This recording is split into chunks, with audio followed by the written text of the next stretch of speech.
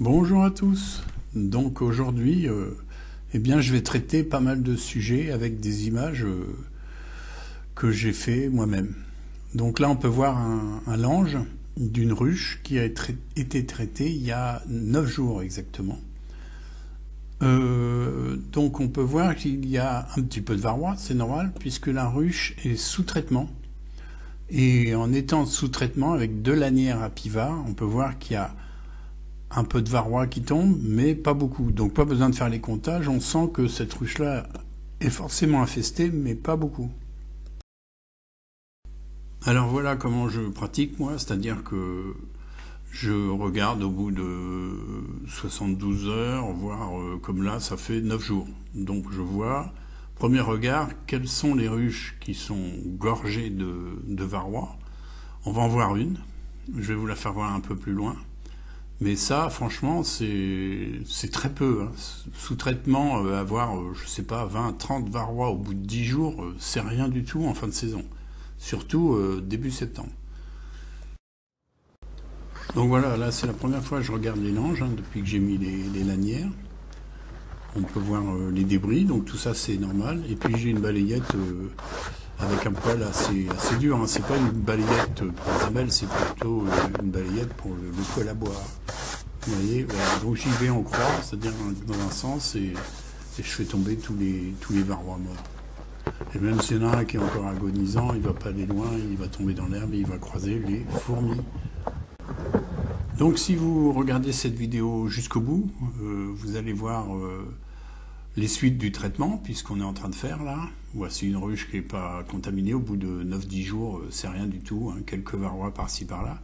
Mais par contre, on va parler aussi, et avec des images, des abeilles des ailés qui sont évacuées des ruches quand vos abeilles ont de l'hygiène. Et aussi, on va voir une abeille qui est attaquée par un virus qui est dans son système nerveux, et vous allez voir qu'elle est assez curieuse.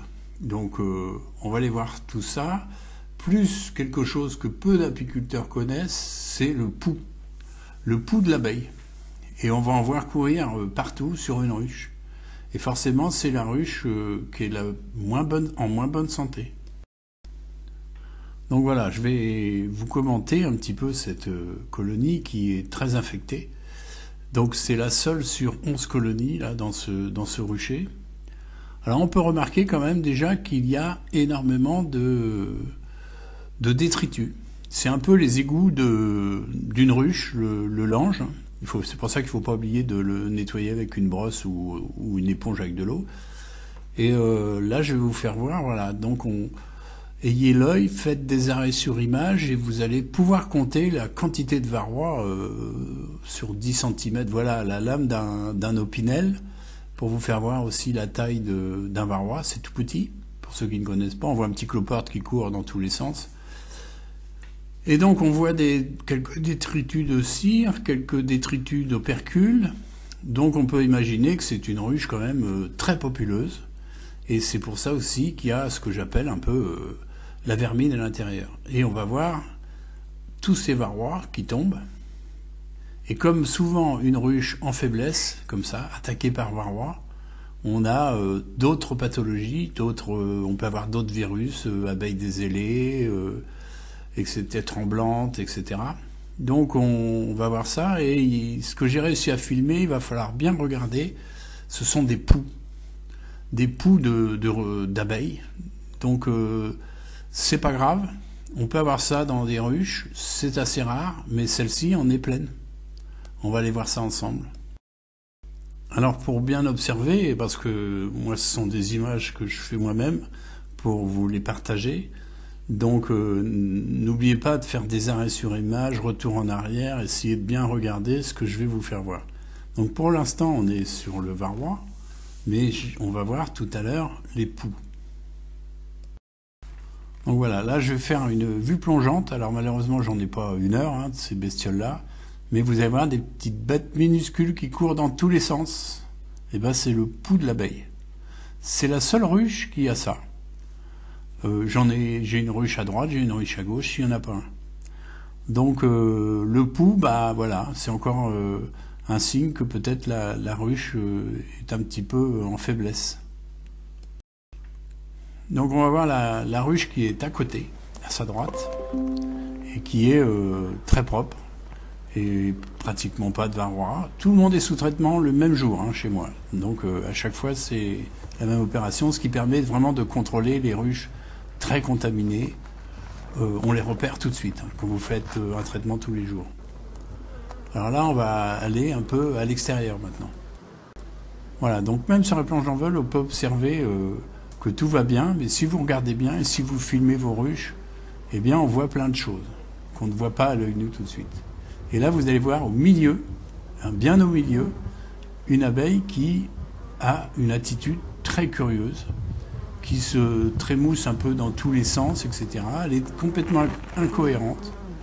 Eh bien ça, c'est une maladie aussi due, apparemment, hein, parce que moi je ne suis pas un grand scientifique, à varroa, c'est une attaque du système nerveux. Et comme on peut voir, alors cette abeille-là, de toute manière, elle sera éjectée. Et on peut voir d'ailleurs à droite une abeille dézélée qu'une autre abeille était en train d'étirer. Cette vidéo, il faut la regarder plusieurs fois parce qu'on va voir une deuxième abeille qui a aussi qui est dézélée, qui est extraite de la ruche par une abeille. Donc c'est signe qu'à l'intérieur, il y a un malaise. Il y a un gros malaise de varroa. On l'a vu auparavant. Hein. C'est la ruche la plus contaminée. Et à l'extérieur, on voit plein de choses qui nous disent que il faut continuer le traitement et bouger les lanières souvent. Donc là, on voit une ruche qui est à côté et où là, tout se passe bien. On ne voit pas d'abeilles dézélées, on ne voit pas de choses bizarres. Enfin, si on voit quelque chose de bizarre, eh bien, on voit une abeille qui n'arrête pas, avec sa langue, de lessiver, de lécher le plancher Nico au bord, là, juste devant. Vous la voyez, elle se penche et observe. Voilà, elle descend un petit peu et elle n'arrête pas de lécher. Donc ça, c'est un signe d'hygiène aussi. Elle nettoie, elle fait du propre, elle passe la serpillière, en quelque sorte. Regardez, c'est assez étonnant, hein. Mais voilà, donc ça, c'est des abeilles qui ont de l'hygiène. Donc bien maintenant, on va regarder un petit peu les autruches qui sont à côté. Hein, et on voit que bon, c'est fluide, il n'y a plus beaucoup de fleurs, mais on a en ce moment le lierre qui commence à fleurir. Je vais vous le faire voir tout en fin de vidéo, vous allez voir, y compris avec un frelon européen qui vient casser la croûte aussi. Donc on peut voir, c'est bien fluide, des bons comportements, et surtout on voit des belles, sur cette colonie-là, on voit que la colonie est assez forte, de belles rentrées de pollen, parce que les abeilles là sont en train de faire les abeilles d'hiver. Donc il faut du pollen et du nectar pour faire ce qu'on appelle le pain d'abeille, pour nourrir les larves. Donc on peut voir que ce sont de belles abeilles noires. Alors je vais tout de suite pousser un tout petit coup de gueule pour tous ceux qui m'envoient des messages en disant « J'ai vu à 8 minutes 42 une bugfast, ce n'est pas de la vraie noire, etc. » Il faut savoir que la bugfast, c'est la reine des pilleuses. Et elle sait se faire accepter dans les autruches, comme l'abeille noire, qui je pense est une abeille généreuse, donc elle sait partager. C'est un bon signe, mais la bugfast, c'est vraiment une pilleuse. Alors là, si vous regardez bien, dans le petit coin, là, il y a un frelon asiatique ou européen. Eh bien non, c'est un cirfe. Et un cirfe, c'est une mouche, mais qui ressemble vraiment à s'y méprendre à un frelon. Donc là, elle pose un peu pour moi, tant mieux. Donc ça ne pique pas du tout. Ça fait beaucoup de bruit, un peu comme un frelon. Voilà, elle s'est envolée, mais on va le revoir un petit peu voler devant. Je vais essayer de laisser le son. Voilà, il est devant, et il se pose, et je ne l'ai jamais vu attaquer une seule abeille, mais il est autour des ruches. On se demande ce qu'il fait. Donc c'est le plus gros cirfe de France. Hein. Je vais vous mettre l'orthographe en application, là, en légende. Et quand il y a les lierres, eh ben, on le voit qu'il est vraiment en train de chercher du nectar et peut-être du pollen, je ne sais pas son mode de vie, mais sur du nectar.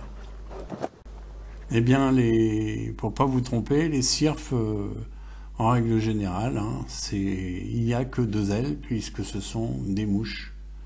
Donc il n'y a pas 4 ailes, il n'y a pas de dard. Voilà le cirfe. Alors toutes ces images sont filmées en même temps, hein. J'ai fait le reportage dans la même journée et en 3/4 d'heure de temps, 1 heure.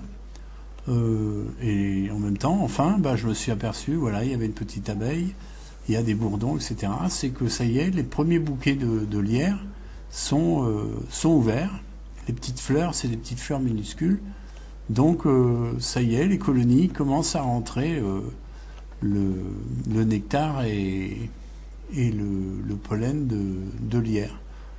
On voit à peine, mais on voit que ça bouillonne d'insectes en haut. Alors là, il y a tout, hein. Il y a les guêpes, etc. Il y a les pépères bourdons, il y a les abeilles, et il y a aussi forcément le frelon. On va voir, si je vais essayer de vous filmer le frelon européen, qui vient aussi chercher sa pitance, là, mais qui est plutôt intéressé par la fleur que par voilà, un bourdon. Là, c'est un bourdon roux, qui est plutôt intéressé par la fleur que par les autres insectes. Alors on peut voir les fleurs du lierre. Là, c'est le lierre arbustif, et en dessous vous avez des petits bouquets. Et bien les petits bouquets vont prendre la suite des bouquets primaires, c'est-à-dire les premiers. Là, c'est les premiers. Je vais essayer de bien vous faire voir ça. Là, hop, on voit un frelon. Voilà, c'est un frelon européen.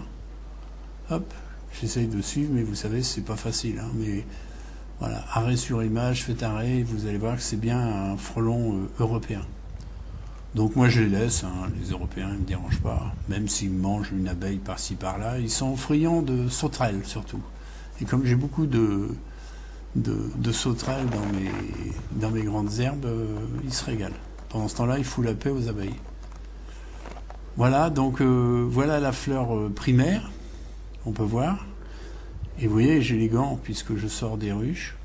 Et en même temps, j'ai dit, tiens, je vais leur partager, pour ceux qui ne connaissent pas, le lierre arbustif. Voilà les petits bouquets qui prendront la suite après, sur la tige. Donc ça dure assez longtemps, on va dire 1 mois et demi. Et après ça fera des petites baies noires que les merles, les grives adorent aux premières gelées.